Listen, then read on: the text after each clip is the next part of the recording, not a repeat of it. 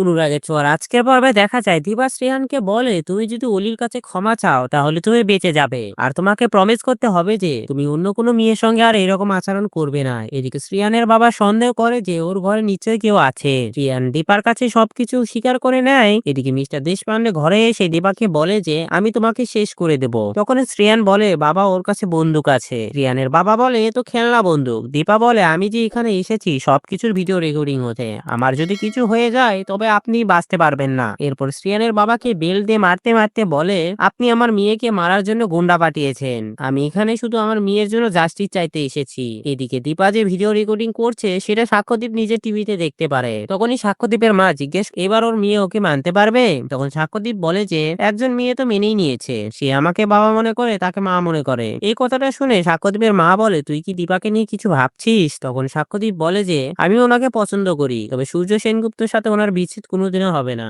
এইদিকে অলি বাড়িতে এসে কান্নাকাটি করে আর তার বাবাকে বলে যে বাবা শ্রেয়ান শাস্তি পাবে তো? তখন সূর্য বলে যে আমরা যেটাই করবো সেটাই আমাদের আইন মেনে করতে হবে। চারু বলে তুমি তার থেকে এই ঘটনাগুলো ভুলে যাও। তখন রূপা বলে যে কারো হাত ছেড়ে দেওয়া মানে তাকে প্রোটেক্ট করা নয়। তখন সোনা বলে যে আমি জয়ীর সঙ্গে কিছুক্ষণ থাকতে চাই। সূর্য বলে বাইরে তোমাকে সবাই নানান রকম প্রশ্ন করলে তখন তোমার কাছে কি উত্তর থাকবে? তখনই দীপা সামনে এসে বলে যে সত্যি কখনো চাপা থাকে না। চারু দীপাকে অপোজ করে বলে যে তুমি অলির সামনে এরকম কথা বলো না। তখনই দীপা শ্রিয়ান ও তার বাবাকে দাঁড় করিয়ে বলে যে আমি তোমাকে প্রমিস করেছিলাম অলি, সেই কথা আমি রাখতে এসেছি। এদিকে শ্রিয়ান ও তার বাবা হাঁটু গেড়ে অলির কাছে ক্ষমা চায়। শ্রিয়ান বলে আমারও একটা বোন আছে, তার সঙ্গে যদি কেউ এরকম করতো আমি তাকে শেষ করে দিতাম। তো বন্ধুরা ভিডিওটি কেমন লাগলো কমেন্ট করে জানাও আর এমন গসিপস আপডেট পেতে আমাদের চ্যানেলটি সাবস্ক্রাইব করুন।